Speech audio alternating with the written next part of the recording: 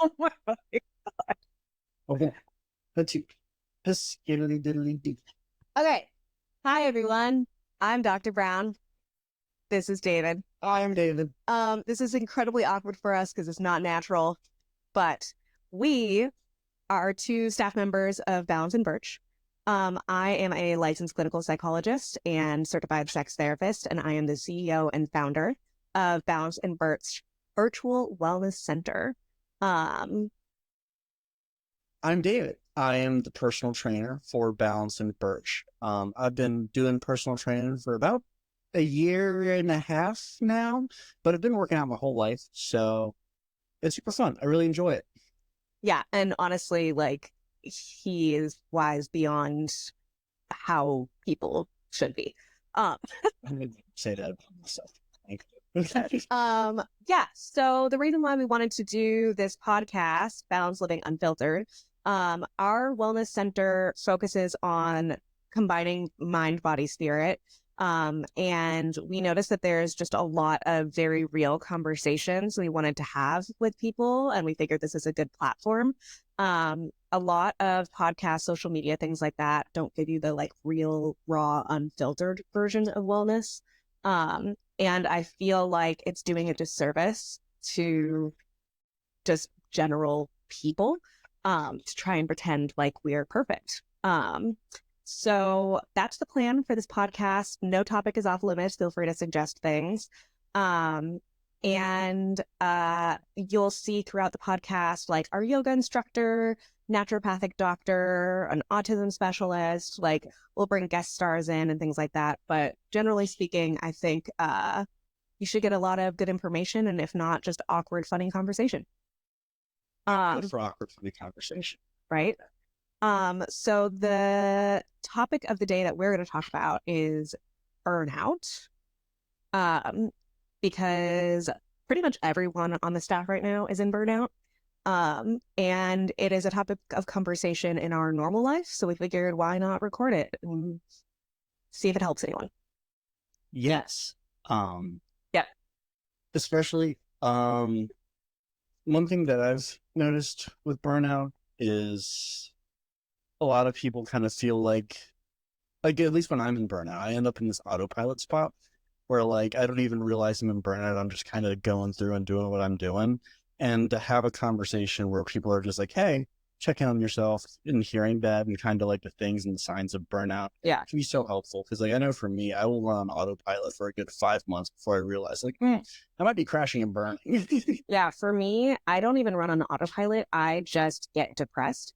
I go into like an actual major depressive episode, sit on the couch, don't do anything except work. And even sometimes I call out of work. And for some reason, I still think I'm fine. I always know when I start sleeping in. Yeah. The second I start, because I'm normally up at the same time generally every day. And like, especially the last month, it's been like, I'm up at 7, I'm up at 9, I'm up at 11. I'm like, Yeah. It's all over the place. 100% of the time, someone else has to point it out to me. Yes. Like the only time was this recent episode of Burnout, which I like knew. Boba, sorry, I have a dog who is growling at the other dog. No. So yeah, this last time I knew because I was getting angry that I was in burnout. But if I'm not having like that anger, like I have no clue.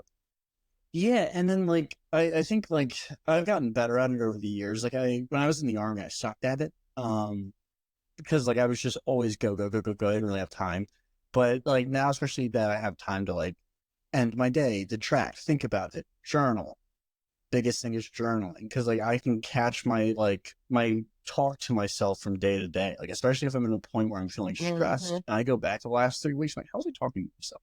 Yeah. Like, and then how is this skewed? And then a lot of times it's like I'm being rather pessimistic about things, and then I kind of like I always go back to that like that childlike thing, which is why am I feeling like this? And then how do I make myself not feel this way? Yeah. And then normally always pretty clear. And then sometimes you can't do anything about it and you just got to deal with it. But yeah, no, it's so funny that you said journaling, because I tell every single one of my clients to journal. And also I fucking hate journaling. Really? I don't do it myself. I'm a therapist who doesn't journal. I can't do it.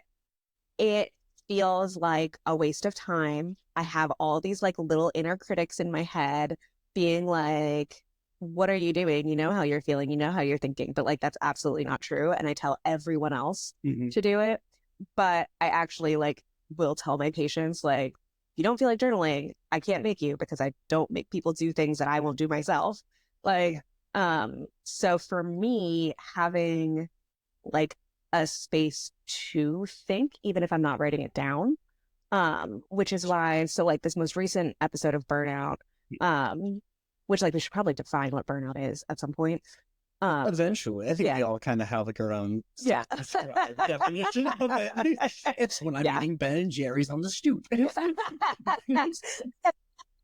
But like, yeah, no, I think like for me, taking the week off and knowing that the week was meant for reflection, right? So like my week off wasn't fun at all.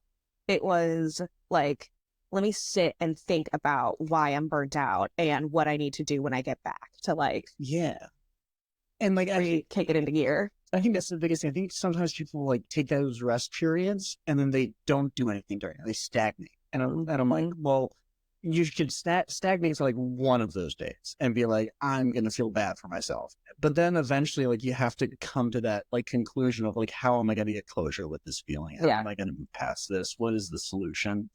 Is taking a week for that's awesome, because like you have no other pressures, and like I feel like then everything's clear. Why is everything actually happening the way it is? Yeah, I mean, I would have rather taken a week for vacation, but like, you know, you got to do what you got to do. You know, we're not going to blah.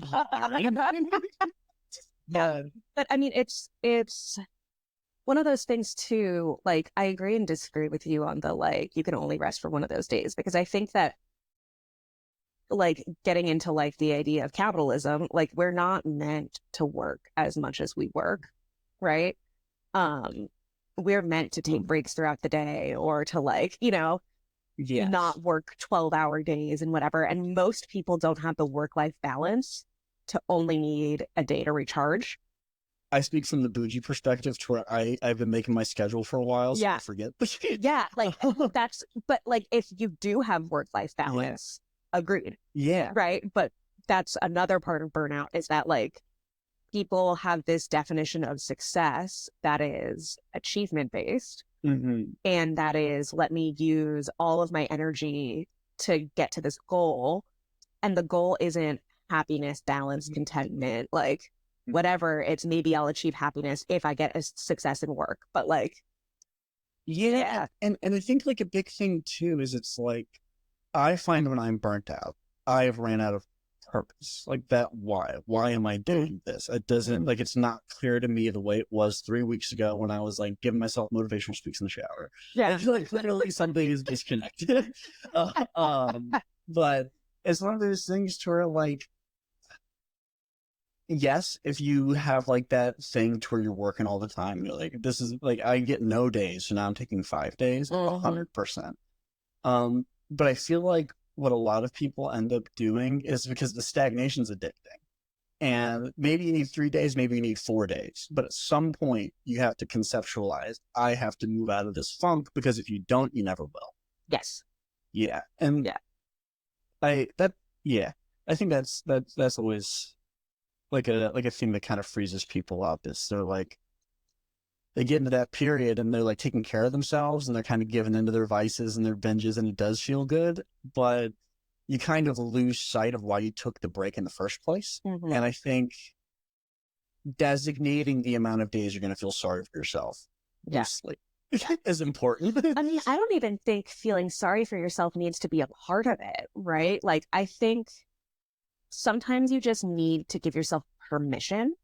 Like, I think we use lazy as a bad word in society. And I think sometimes like lazy is necessary. There's like one study that said, I don't remember where I read it, but like people who take one day that is like a designated lazy day a week are like some percentage happier, or like, I don't know. I wish I knew the statistic off the top of my head, but I would say I'm a big proponent of it, especially because like from my upbringing, being raised in the church, Sunday was always you pray, you eat a bunch of delicious food, and then you go chill out for the rest of your day.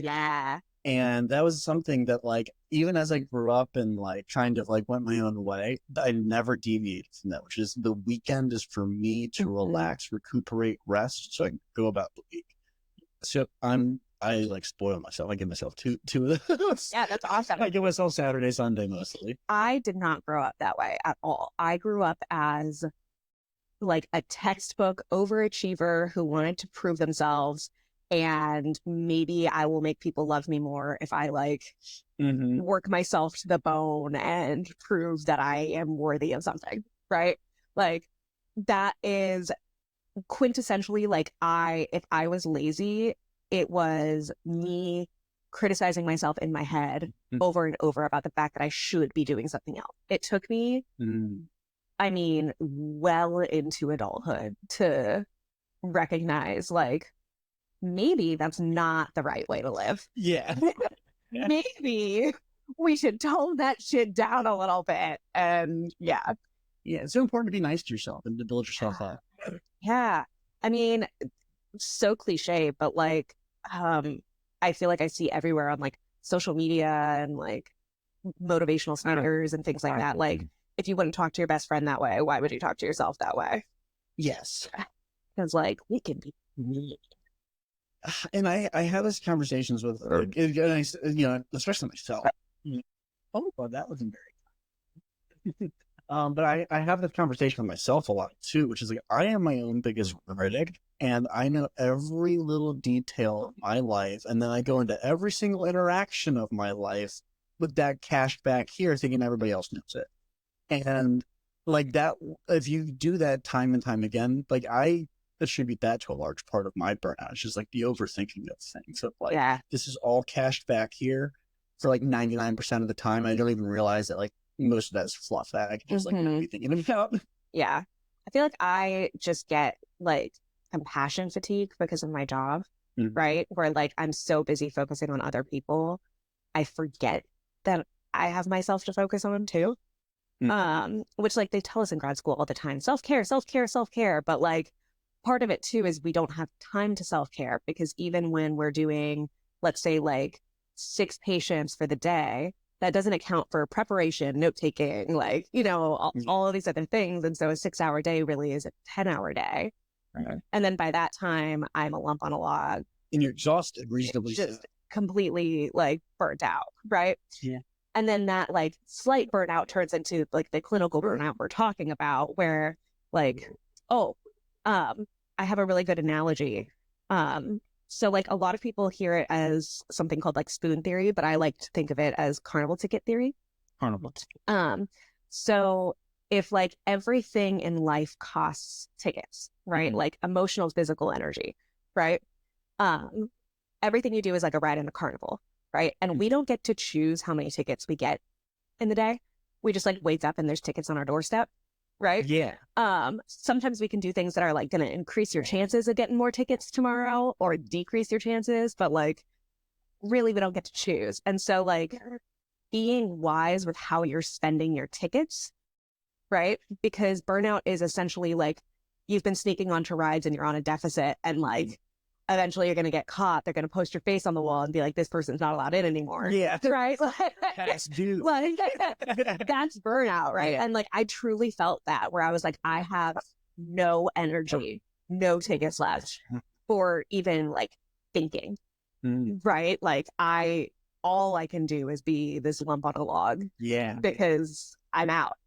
Yeah, especially because it's like and then like, it's important to like, because like it's don't being your critic, like being your own biggest critic. It's also important to be like real with yourself, be kind to yourself, and be like, hey, have I been doing a lot? Do I deserve to have no tickets left right now? What are the things I can do and decide to make sure I have more tickets in the future? Yeah. And like, because like I know a big thing in like, they're all of them go hand in hand. I think of burnout as it's like you burn out the same way that people go broke gradually and then suddenly, and then like you're fine, it's not that good, and then bam. Yeah, that's a really good point. But like it's one of those things where like if you can catch it here, like a little bit early on, we're still in that gradual phase. It's like maybe I have only been getting 6 hours of sleep, and maybe I have been skipping breakfast, and maybe I'm not drinking water, and maybe I'm not exercising and getting plenty of sunlight. And like, I find when I can focus on those things before we get to the crazy part, it's so much better for me. It is so annoying that it all comes back to those basics all the time. Mm-hmm. Like every answer is sleeping, eating, drinking water, exercise. Like that's the answer to every problem in life. And it's so annoying because it works. I always sing the Jungle Book song when I'm sad to myself. Yeah. It's the better. Yeah. It's out. But I'm gonna start doing that now. and then I immediately like, was the last time I took water? Yeah. I'm gonna put Boba out because she's distracting me like a motherfucker. A big old bundle of energy right now. Yeah.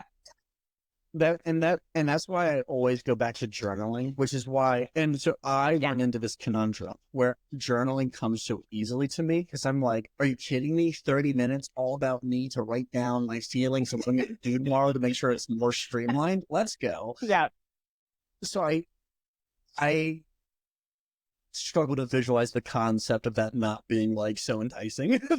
Oh my God, I fucking hate it.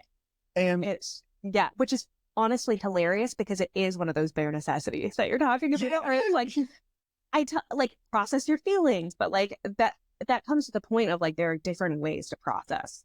Yeah. There's not a one size fits all, which is the whole fucking reason for this podcast is that there's not a one size fits all wellness. Yeah. Right. Like many roads lead to Rome. Yeah. You got a beautiful painting behind you, and that sounds like a good way, a different vessel. Yes. I like to write things down, and you probably like to draw them out. Yeah.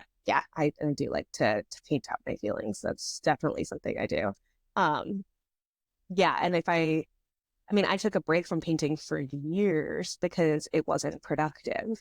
Right? Yeah. And like, I feel like I am one of those people that like got sucked into that trap of like productivity only mindset rather than like enjoying life. Yeah, and I texted it to you the other day with that Alan Watts quote where he's like, don't take seriously what the gods intended for joy. Yes. I always think back to that because I'm just like, I'm supposed to be enjoying something here. There's a silver lining, there's a lesson, there's a reason to smile. And like, if I'm all riled up on autopilot, I'm never going to be able to see it. Well, we had that conversation the other day about like our purpose and what we find purpose in. And I was saying like pleasure and joy, which is so the opposite of how I used to think. It's absurd. Yeah. Right. And I'm so much happier now. Yeah. It's almost like I don't have depression anymore. That's for sure. It comes in waves. Yes. It's not true at all. It crashes and recedes. but yeah, and just it's one of those things too, to where like a lot of things, and like that's my biggest thing. So many people think that something patches you up for good. Like, hey, Buckaroo, this life thing isn't easy, and a good bit of it sucks, and it makes it so much better if you decide to figure out why to smile. And that's really hard to conceptualize. It is. If you can get to a point where you're grateful, and like, you don't have to have much to be grateful. Gratefulness is such a good tool. Mm-hmm. It's, really and truly, because when you like dig into that like spiritual self, right? Like, which I'm not religious, and spiritual does not have to mean that, right? Like, but like when you like dig deep, like the world is a fucking cool, weird, beautiful place, right? Like it might be on fire right now, metaphorically, but like when you are like taking a walk in nature and you look at a tree, like it's beautiful. How the fuck did that end up there? Like, or you see the stars and you're like, oh my gosh, and like you contemplate your significance. Yeah, that shit is so cool. It's cool. It's big. Like, yeah, that's the reason to smile. I think a lot of the time. Yeah, like none of this actually means anything if like you think about, oh, I was late to a deadline, like, or even more so, it only has the meaning you attribute to it. And if you attribute nothing to it, then it has no meaning. Yeah, And if you I like that. attribute that faulty meaning, then you're Hmm. gonna end up with a faulty life. And you're gonna wake Yeah, up at 50 and be like, why am I in a midlife crisis? yeah. You gotta pay the piper eventually. Well, and I think that also comes down to like this productivity culture. Like Mhm. something I tell people all the time is like, you only have 100% of yourself to give. And if you look at like the pie chart of everything you're trying to balance, more than likely if you're burnt out, you're trying to give 100% to more than one area. Right. And Mhm. the reality is you only have 10 to 15% to give to a given area because you're juggling all these different things. Right. So like trying to give all of yourself to anything is stupid. And it's a waste of those tickets we were talking about. Right. Like Yeah. it doesn't make any sense, but that's what we're taught. We're taught. I mean, I remember being told all the time, like, give your 100%, Mhm. but like, then what's left for fun and relationships and like, Family yeah, and, community and enjoying yourself and building those things if yeah, there's a lack thereof. exactly. And that's where I think, and it's hard because, you know, especially when somebody's struggling, the last thing you can, the last thing you want to say to that person, it might be your job. You might be miserable in your job and it might be time to think about something new. And a lot of times people end up in obligation. It's hard. And that's why mitigation strategies are so important. Yeah. But if you're in a place to where and this is my opinion, like anecdotally for me speaking, when I'm in burnout, the thing I want more than anything else is clarity. Mm, Why am I doing what I'm doing and where the heck am I going? And do I even want to end up there? I love that because it's true. I Yeah. mean, you and I both kind of switched our jobs at the same time for this, Yeah. right? And it's because we hit burnout to the point where we didn't know why we were doing what we were doing. Whereas like this, when we hit burnout for it, at least we're passionate about it Mm. and like want this to grow and we see the purpose of it, Yeah. you know? And that's why I think, discerning what that purpose is. I mean, any purpose doesn't have to be a personal trainer or a therapist or to be a wellness provider, but what is that purpose for you? Because if you don't know what it is, you're going to spend a lot of time aimlessly lost. You Mhm. spend a lot of time just contemplating, anxious. Because it's hard because sometimes it's easy to keep it simple. Like, I believe my purpose in life is to help people. Yeah. Just bare bones, help my community, help everyone I see, treat them all like friends. Yeah. That is the purpose of my life. And if it's that simple, that means I can live up to it every single day and I can be proud of myself. But if your thing is like, I have to be a millionaire hustler and I have to I have to do the thing that only 1 in 1 billion people get the opportunity to do. And it's like, you might, and I would be so happy for you if you did. Let's make a plan to make sure you get there. But you have to be willing to eat what people eat when they fall short. Right. I mean, that's so counterintuitive to what most people think, but it's so true. When you set the bar lower, you're setting yourself up for like exceeding that bar every day. Yeah. Right. Yeah. Versus when you set the bar so unreachable, you're going to feel like a failure every day. Yeah. And, and if you get to a point, because I think it's important to give yourself wins. You should never turn yourself into the loser. And I think that's so important because, like, a lot of times, especially with self-dialogue, we turn ourselves into the loser. We immediately start attacking ourselves. And it's like, well, no wonder they're not doing well and they're not succeeding and they don't feel quite too well about what the position they're in right now. You've totally berated yourself in the most foul way. If somebody did that to you, you would cry. In person, you would be devastated. You would never forget. And you did it to yourself and like laying down in bed at like 7:30 p.m. listening to Adele. Listening to Adele. No. But Hello. yeah, projecting. That's one of those like I think it's I lost my train of thought too. Oh goodness. That's okay. What was I talking about just before then? We were talking about berating ourselves, but while we get back on that train of thought, I want to make sure this is recording so that like Yeah. this isn't all for nothing. Yeah. Okay. We're good. Yeah. Oh yeah. I was just thinking that. I'm like, we didn't check that it I noticed that we did just kind of step on. You just logged back in and you're like, Well, I want to just oh God. Oh God. But yeah, we berate ourselves so easily, and we use words on ourselves we've never used for others. But I think when you, because what I was talking about before was turning yourself into a loser. Perfect. We're back on the train now. Look at that. Ouch, ouch. But we turn ourselves into the loser, and like it's hard to bounce back from that. Whereas if you give yourself a couple of winnable standards and you get some confidence about yourself, and now you're standing back with your shoulders up, and now you're saying hi to people that you weren't saying hi to before. Now maybe we set the bar a little bit higher. Yeah. But people want to be Hercules tomorrow. Yeah. And Hercules is a demigod, so he does get to do that, but we don't. No, we're just people, and I mean, most people aren't going to be that billionaire CEO. Mm-hmm. Most people just need something stable day to day so that they can fund what they actually want to do. Right? Yeah. And a sense of self, Yeah. like in your work. Which is hard. But which is why, then that's the hardest thing, which is why, like, I tell people, and like, I'm young, so I have leeway that, like, I haven't learned what it's like to be 30. And yet, I literally haven't, so I don't know. But it's one your of back starts hurting, you start hunching over a little bit more. start shaking your fist at the kids. Yeah.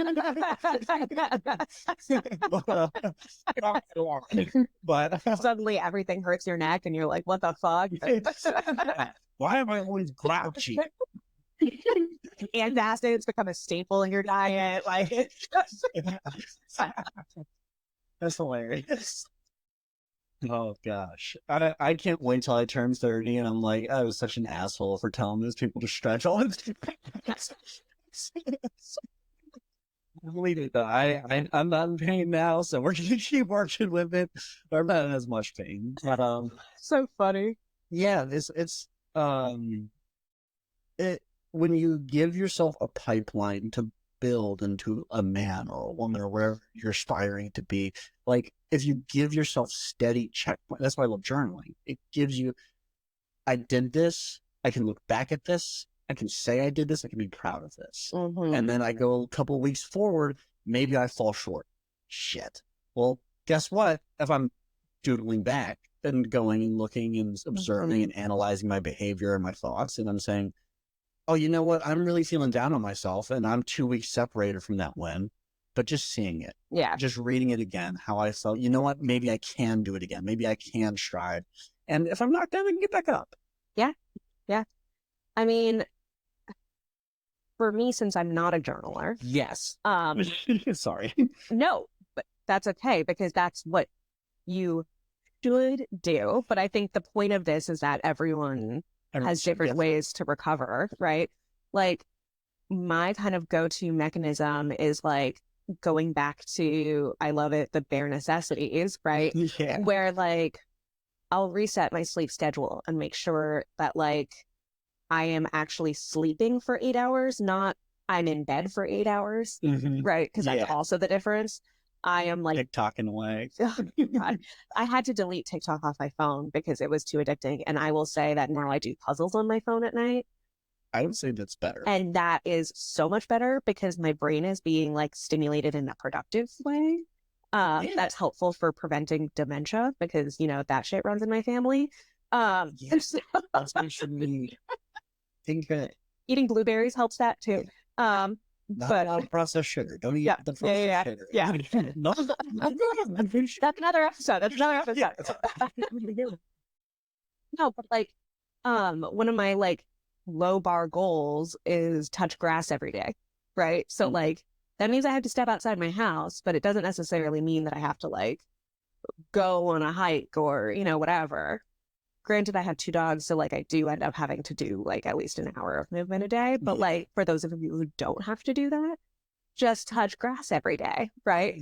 And like I have like this, little like sad lamp, which gives me UV rays when it's cold outside and I don't want to go, You're gonna have to send me a link to that. Oh, for sure. It's super cheap on Amazon. Like it's great. Someone has mine. Then another day. Yeah. Well, no, but like, and when I was like resetting my like sleep schedule, made it so that I wasn't setting an alarm so I could see when I naturally wake up, giving myself a bedtime because I knew I wanted to like keep a good sleep schedule, right? And like, yeah, eating nutritious foods is one thing. Like when I feel like a lot of people set the bar like really black and white, and I have been guilty of this in the past.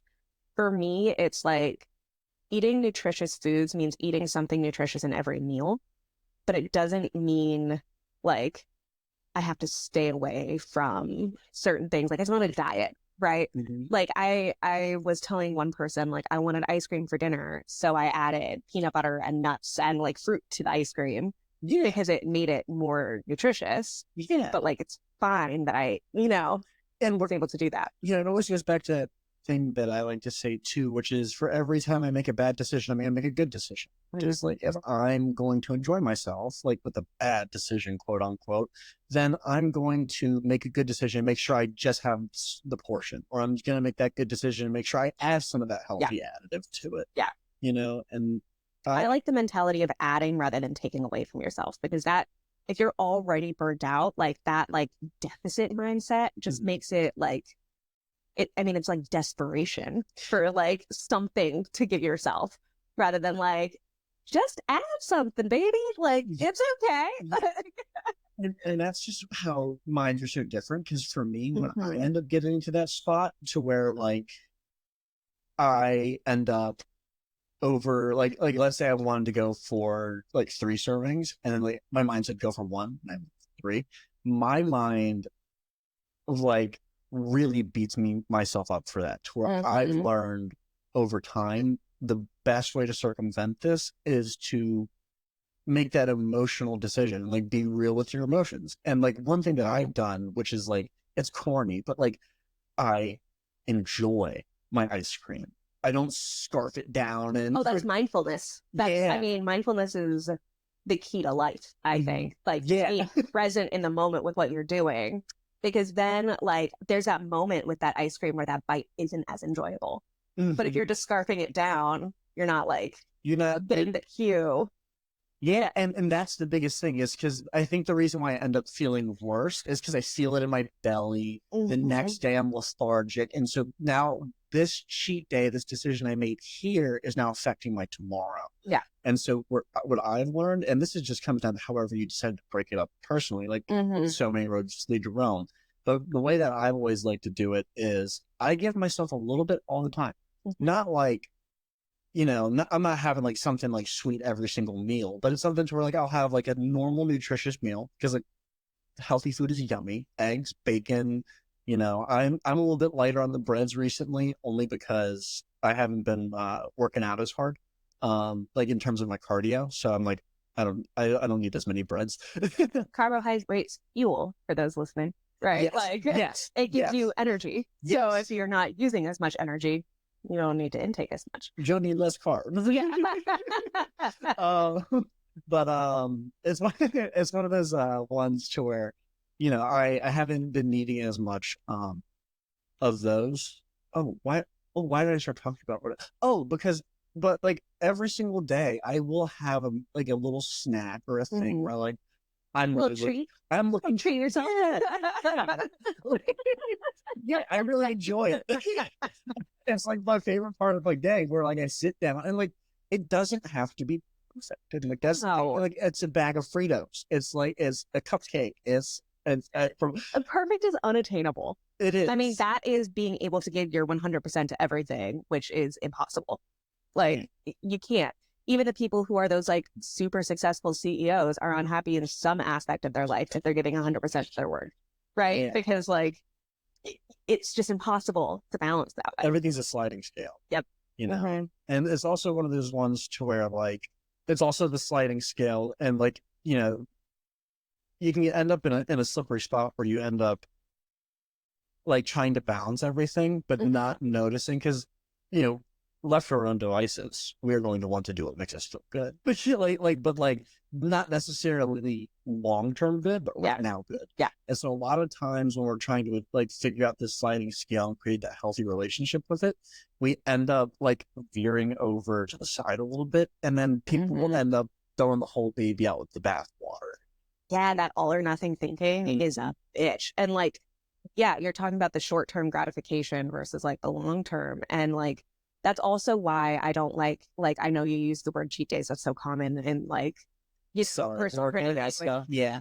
no, it's so common. But like, I stay away from that phrase because it makes it sound like it's assigning a negative label to something when like it doesn't have to be. It's just sometimes that thing is worth it because my mental health is so poor. This ice cream is going to be comforting. And like, it actually does give me the long-term gratification. Right. But sometimes like it is about the short-term gratification. And like you said, it's going to make me feel lethargic tomorrow. So like maybe not the best choice. Yeah. Right. Or, maybe not 3. Right. Maybe just take that mindfulness step. Yeah. And I think if you're being mindful, like there's no such thing as a cheat because you'll know if it feels good and if it doesn't, Yeah. like, And that always, and I'm a big healthy boundaries guy, and so that's one of those things too, to where like a big thing for me, especially like I used to eat so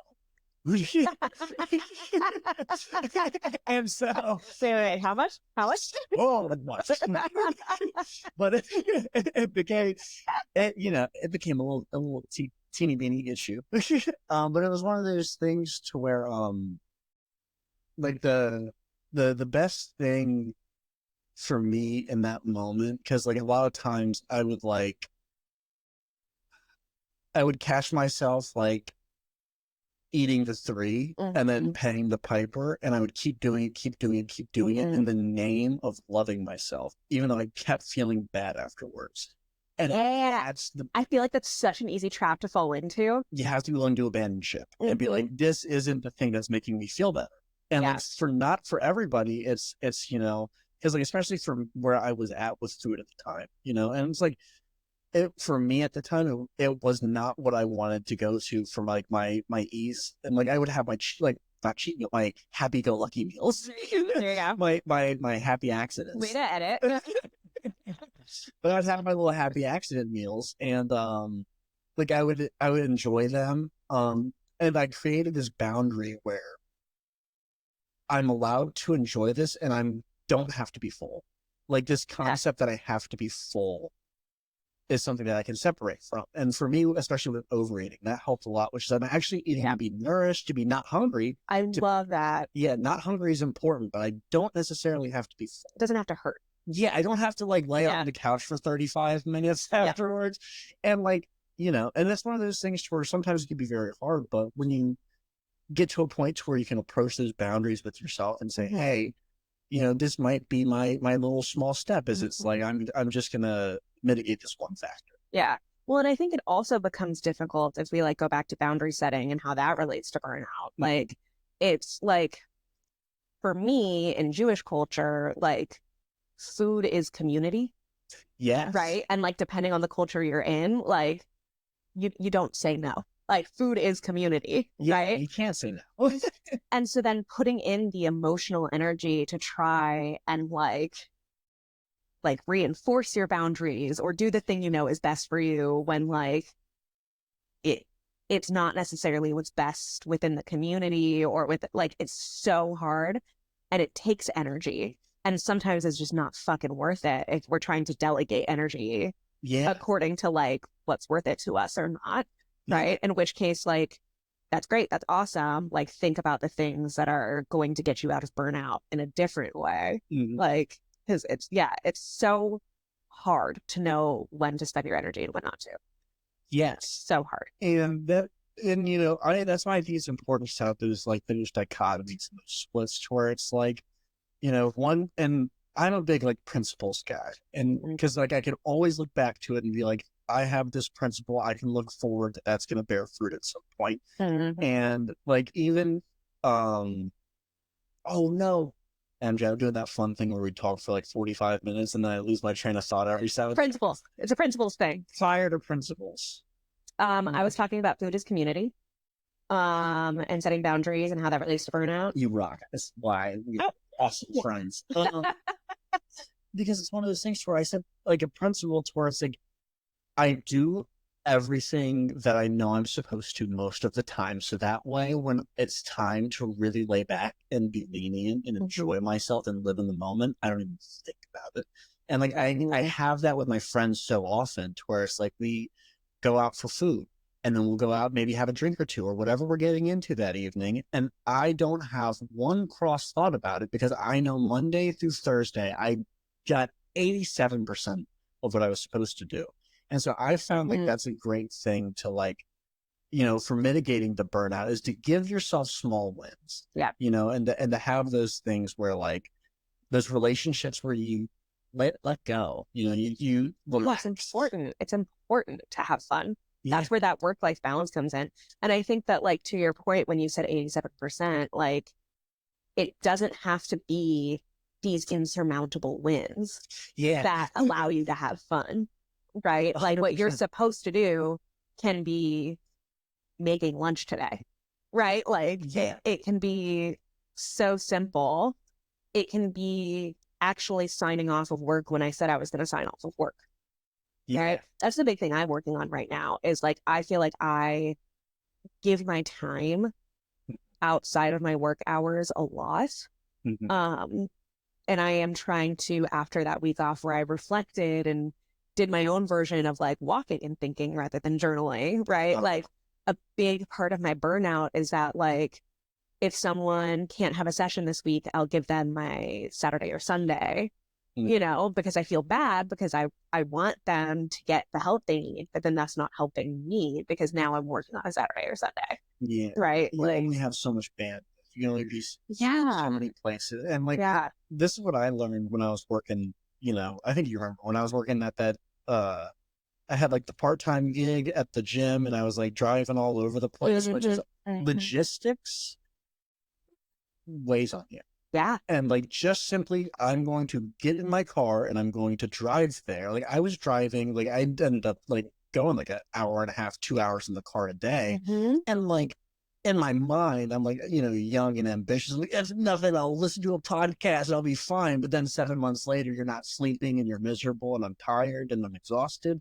And it's like, what's not working here? And it's like and like, this is why I say it's hard when you're like, from the young guy perspective, I will always check it in. But that's why if you're in that spot where you're realizing, hey, this is not conducive to a healthy lifestyle, it's important to pull yourself out where you're in, and even if that's taking a break period and being like, I use this word so lightly because I think it's so important to never lose your inner child because I think that's what makes you burn out. And you have to be in for a little bit. I love it. Not a baby, a kid. I agree. I think so many people have lost that. They become too adult. They don't know how to have fun anymore.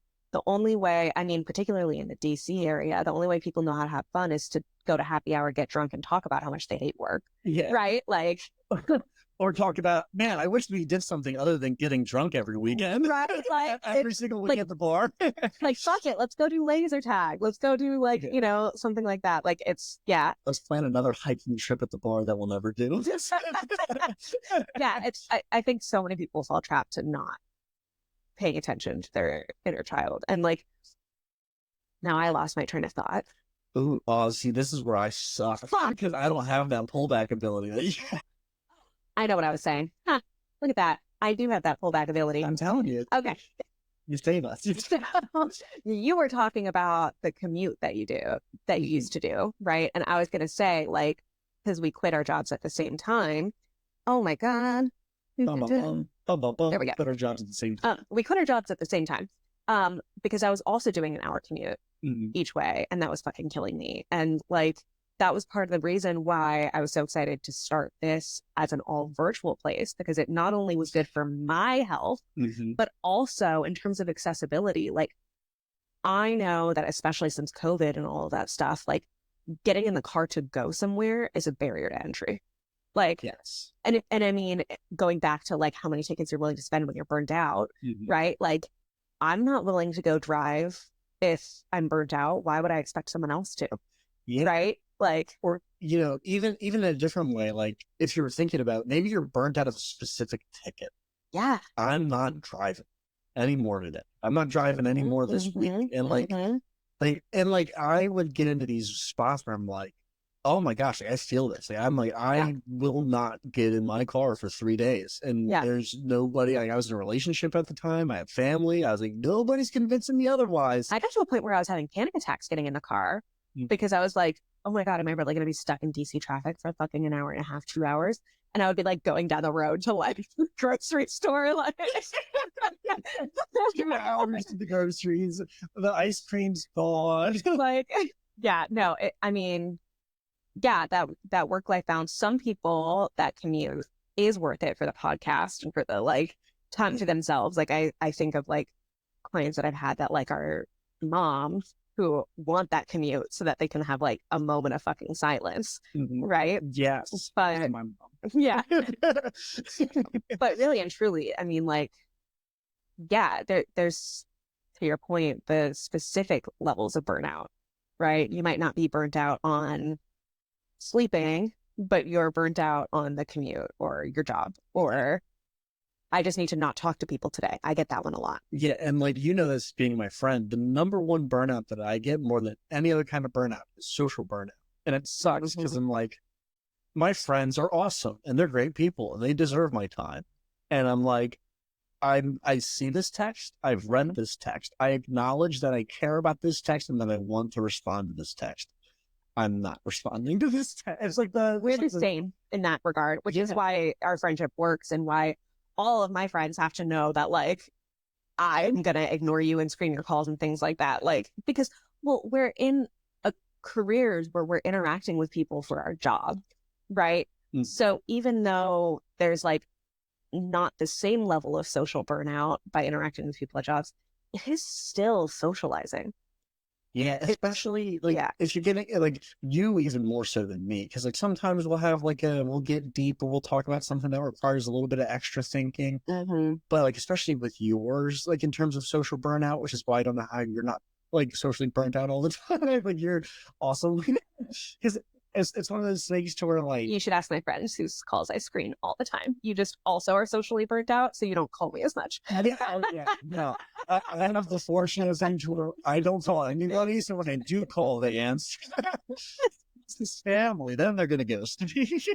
But it's one of those ones to where yeah, I am like identifying your burnout. What am I burnt out of? And like I think all of this is like takes away from like the number one thing you can do when you're feeling burnt out is stop, breathe, and take a break.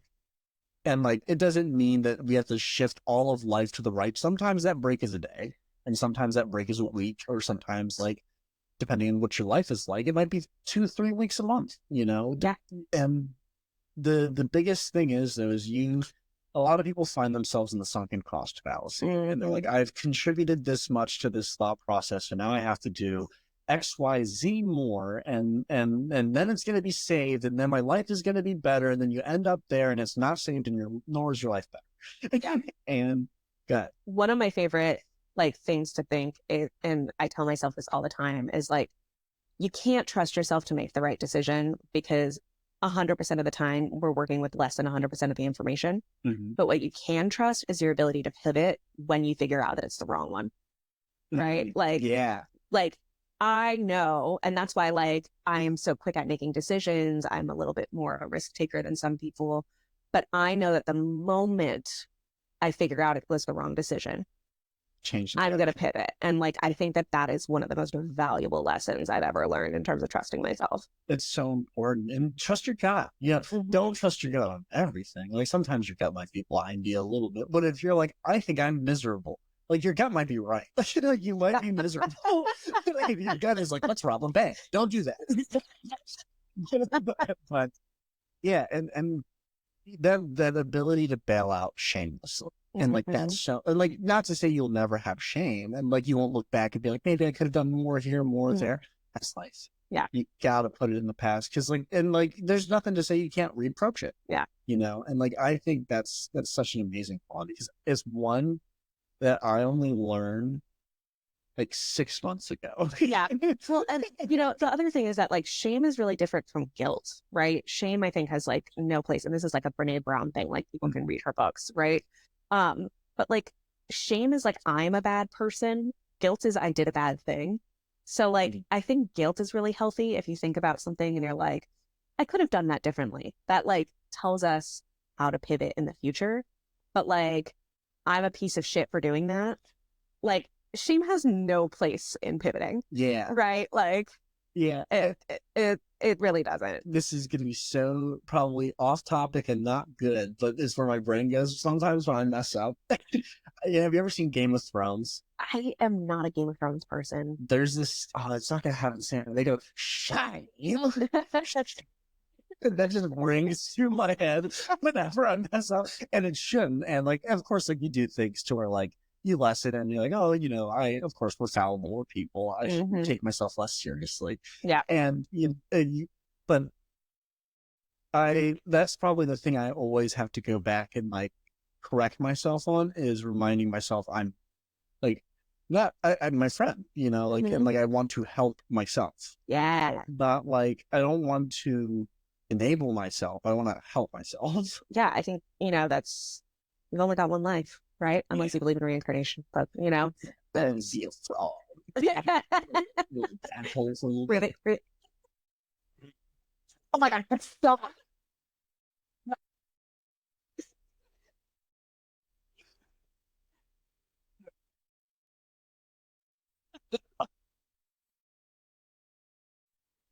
Oh, man. Can I get a live check? I think that's happening.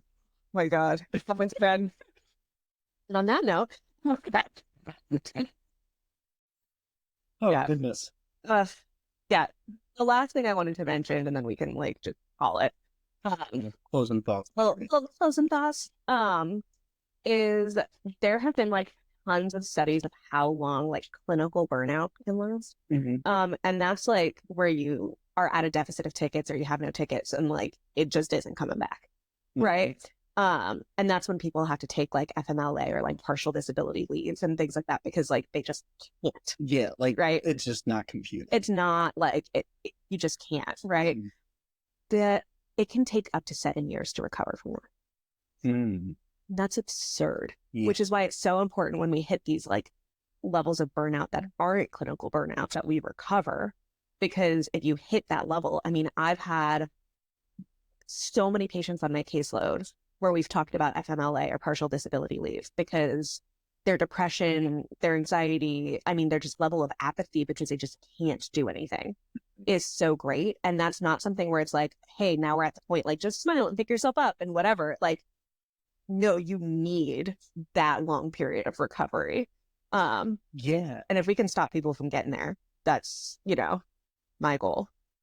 That is a perfect segue. Thank you, MJ. Yeah. And especially because, stopping people from getting there and observing the early signs, and trying your best because it's we're fallible people and we're not going to catch every symptom we have. Yeah. To, say, oh, I'm missing what I'm supposed to be doing. I'm not getting those things that, we talked about, the sleep, the water, but the bare necessities. I just didn't want to break out the song. It's fucking weird. I don't have this song in my eyes. As I can't sing twice. I don't get a toad noise. I don't know how to sing. But in terms of preventing yourself from getting there, the number one thing that I think keeps me from burnout, I think I talked about it earlier, is purpose.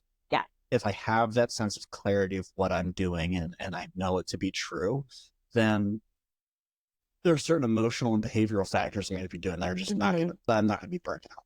Yeah. The way that I sustain it best is through SMART goals, but I add an R, so it's small goals. But it's the same thing. It's specific, measurable, attainable, realistic, and time bound. But the R that I add is reproducible. And people forget reproducible. If I cannot do this for the rest of my life, I should ask myself, why am I starting? I love that. Yeah. Yeah, because it's not sustainable if you can't. And what's the point of making these big life overhauls if you can't sustain it? Yeah, and then you're just gonna like, and then you're gonna do that sunken cost fallacy on it, and then you're gonna lose 17 years on it, 17 years that you could have, like you said, pivot and made a new set of SMART goals and said, you know what, this is hard, I'm gonna take it on the chin, but every single time I figure out who I'm not, I'm a step closer to figure out who I am. Yeah. That's my problem with like diet culture and these like super like solve all your problems in a day Instagram ads and whatever is that it's sustainable for what, a couple weeks and then you're worse off. Yeah, Right? yeah, burning on the Ben and Jerry's, Yeah. hit the ice cream via syringe.